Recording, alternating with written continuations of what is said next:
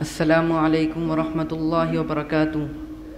محترم حضرات، ہم آپ کے سامنے مکالمہ پیش کریں گے۔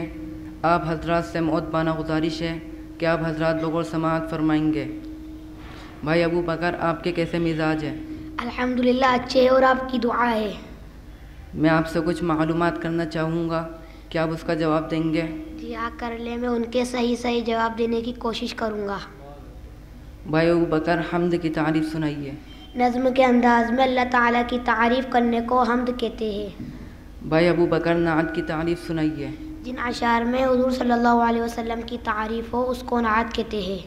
بھائی ابو بکر، حمد اور نعت کی ترغیبی بات سنائیے۔ جن اشعار میں اللہ تعالیٰ کی تعریف، ہمارے پیارے نبی صلی اللہ علیہ وسلم کی صفات اور پیاری باتیں ہو، وہ اشعار پسندیدہ ہیں۔ بھائی ابو بکر، ناظرہ قرآن کی تعریف سنائیے۔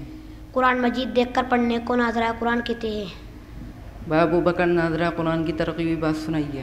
حضور صلی اللہ علیہ وسلم نے فرمایا، اللہ تعالیٰ کے نزدیک بعض لوگ ایسے ہیں جیسے کسی گھر کے خاص لوگ ہوتے ہیں۔ صحابہ رضی اللہ عنہ نے عرض کیا، وہ کون لوگ ہیں؟ ارشاد فرمایا، اللہ والے کہ وہ قرآن والے ہیں اور اس کے خاص لوگ ہیں۔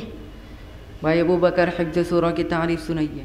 قرآن مجید کی کسی صورت کو یاد کرنے کو حفظ سورہ کہتے ہیں۔ بھائی ابو بکر، حفظ سورہ کی ترغیبی بات سنائیے۔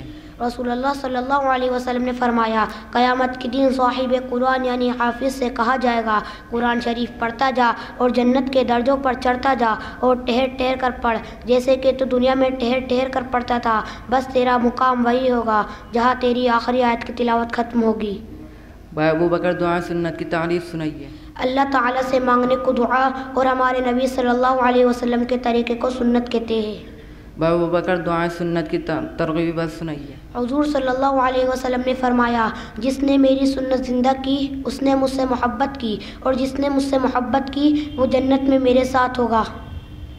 ہم مکالمے کو یہیں پر ہی ختم کرتے ہیں۔ وآخر دعوانا ان الحمد للہ رب العالمین۔